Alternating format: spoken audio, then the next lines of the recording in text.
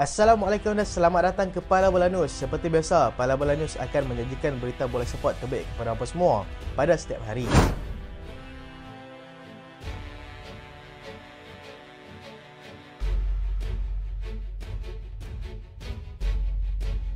Kita lihat dahulu keputusan perlawanan menarik dalam Carabao Cup dan juga beberapa liga terbaik di Eropah. Carabao Cup, Aston Villa tewas 2-1 dengan pasukan Everton. Arsenal menang 1-0 ke atas pasukan Brentford. Chelsea mengejutkan semua pihak apabila menang 1-0 ke atas pasukan Brighton. Liverpool seperti biasa menang 3-1 ke atas pasukan Leicester City. Manchester City secara mengejut telah tersingkir daripada Carabao Cup apabila tewas 1-0 dengan pasukan Newcastle. Di La Liga, Real Madrid kembali melangkah kemenangan 2-0 ke atas pasukan Las Palmas. Girona meneruskan rentak cemerlang mereka dengan kemenangan 2-1 ke atas pasukan Villarreal. Real Sociedad menang tipis 1-0 ke atas pasukan Valencia. Dan berikut adalah kedudukan semasa La Liga di Spanyol.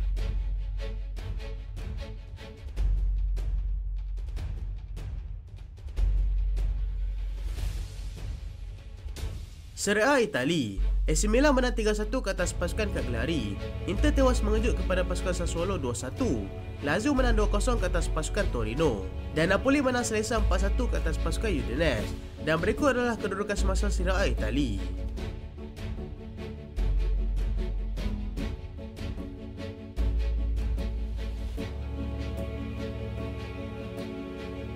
Kita singgah dahulu dengan perkembangan bola sepak tempatan. JDT sah rangkul gelaran Liga ke-10 secara berturut-turut. Seperti sudah dijangka, pasukan JDT mengesahkan kejuaraan Liga mereka apabila berjaya membelasah pasukan PDRM dalam satu perlawanan Liga Super di Stadion Sultan Ibrahim pada malam tadi. Namun JDT terpaksa menunggu sehingga minit ke-37 untuk bersen meletakkan mereka di depan.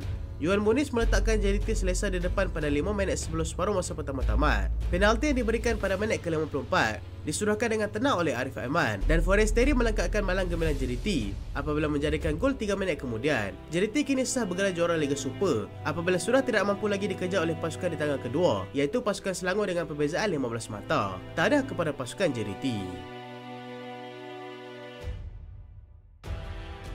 Lawan Terengganu di AFC mula bermain perang psikologi menjelang perlawanan kedua antara pasukan Terengganu dan juga wakil daripada Indonesia, iaitu pasukan Bali United. Mereka seperti memulakan perang psikologi apabila memuji prestasi pasukan kendalan Thomas Stein Bruckner tersebut. Bali United dan juga Terengganu masing-masing mengutip 3 mata dalam perlawanan pertama apabila Terengganu berjaya mengejutkan wakil daripada Australia, iaitu Central Coast Mariners dengan jaringan 1-0. Manakala Bali United menang besar ke atas wakil Filipina, iaitu Stallion Laguna dengan keputusan 5-3. Stefano Kugura, iaitu ketua jurulatih pasukan Bali United, memberikan pujian kepada pasukan Terengganu dan mengatakan bahawa Terengganu adalah salah satu pasukan terkuat dalam bola sepak Malaysia. Kedua pasukan akan bertemu pada 4 Oktober nanti di Stadium Kapten 1 Wayan Dipta bagi aksi kumpulan G.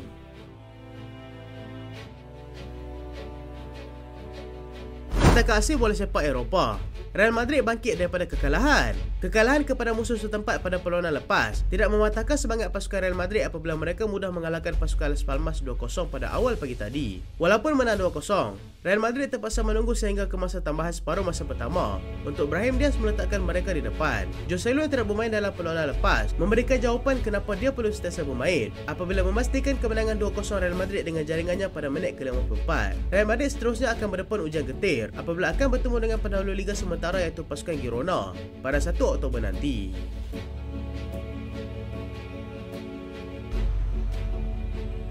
AC Milan dan juga Inter Milan hanya dibezakan dengan jaringan gol sahaja. Walaupun masih awal, tapi perebutan tahta Liga Serie A seperti semakin panas apabila AC Milan berjaya menyamakan jurang mata dengan masing-masing AC Milan dan juga Inter Milan mengumpul 15 mata selepas 6 perlawanan. AC Milan berjaya mendudukkan pasukan Cagliari dengan jaringan 3-1 walaupun ketinggalan terlebih dahulu dengan jaringan Luvumbo pada minit ke-29.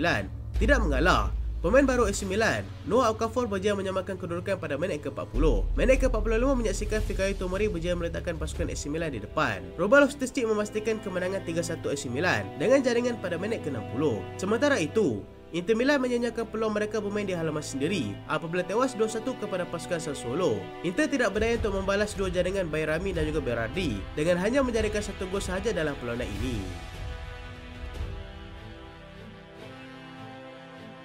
Victor Osimhen tak ada masalah untuk bantu pasukan Napoli walaupun dalam kemelut kontroversi. Seperti yang sudah viral, isu Osimhen dengan pasukan Napoli masih belum selesai. Namun hal itu tidak menjadi masalah apabila penyerang asal Nigeria itu turut menjadikan gol dalam kemenangan besar 4-1 Napoli ke atas pasukan Udinese. Osimhen yang tidak mengambil penalti yang disodorkan oleh Zielinski pada minit ke-19 menjadikan gol pada minit ke-39. Dua lagi gol dijadikan oleh Kvaratskhelia dan juga Giovanni Simon. Pasukan pelawat hanya mampu membalas dengan satu jaringan sahaja, iaitu jaringan Samardzic pada minit ke-80. Napoli kini berada di tangga kelima Liga selepas mencatatkan 3 kemenangan, 2 seri dan 1 kekalahan dalam 6 perlawanan.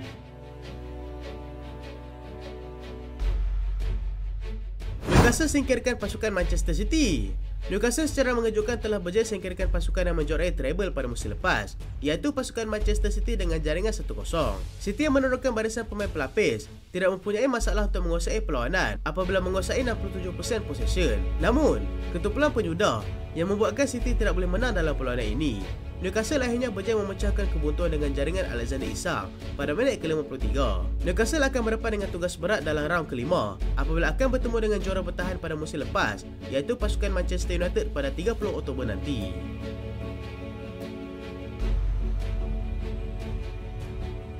Chelsea pamer prestasi berkelas dunia. Chelsea akhirnya berjaya melakar kemenangan pertama pada bulan September apabila menyingkirkan pasukan Brighton dengan jaringan tipis 1-0.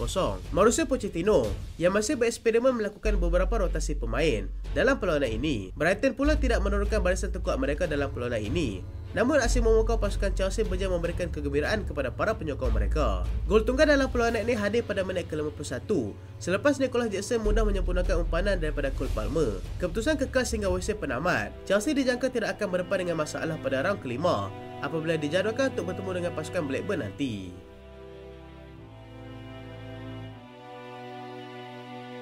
Liverpool menang 3-1 lagi. Liverpool meneruskan rentak cemerlang mereka apabila berjaya comeback ke atas pasukan Leicester City dengan jaringan 3-1.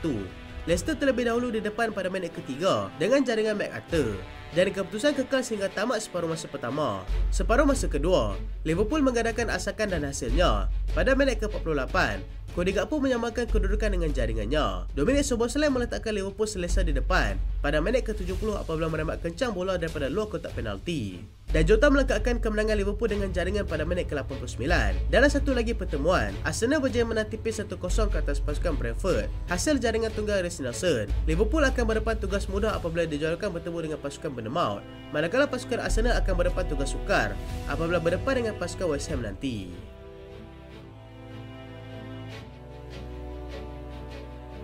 Kapten pasukan Chelsea didakwa oleh FA England. Kapten pasukan Chelsea, Reece James, didakwa oleh FA England atas tuduhan verbal abuse ke atas match official dalam terowong selepas kekalahan Chelsea dalam perlawanan lepas. Memang, Reece James tidak bermain daripada awal musim kerana kecederaan, namun dia tetap berada di stadium semasa perlawanan. Reece James dikatakan telah mengeluarkan kata-kata kesat kepada pengadil perlawanan selepas tidak berpuas hati dengan keputusan yang tidak berpihak kepada mereka. Reece James diberikan masa 2 hari untuk mengeluarkan kenyataan bagi mempertahankan dirinya sendiri.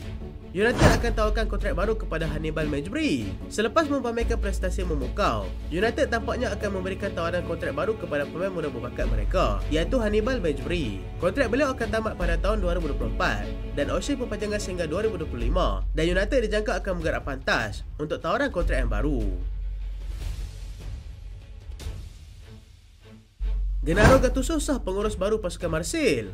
Gennaro Gattuso sah akan menggantikan peranan Marcelino, iaitu bekas jurulatih pasukan Marseille sebelum ini, untuk menjadi pengurus baru pasukan Marseille. Tugas berat menanti Gattuso untuk mengembalikan kekuatan sebenar pasukan Marseille selepas ini.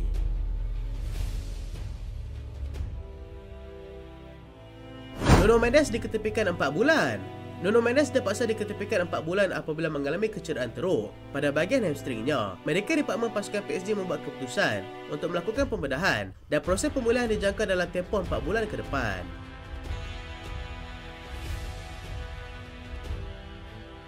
Ketiadaan Noni Madueke dalam skuad bukan kerana cedera. Ramai pihak tertanya-tanya, mengapa Noni Madueke tidak berada dalam senarai pemain Chelsea dalam perlawanan Carabao Cup menentang pasukan Brighton. Pochettino mengesahkan yang Noni Madueke tidak cedera, cuma dia tidak dipilih. Pochettino menegaskan yang ia adalah pilihannya sendiri.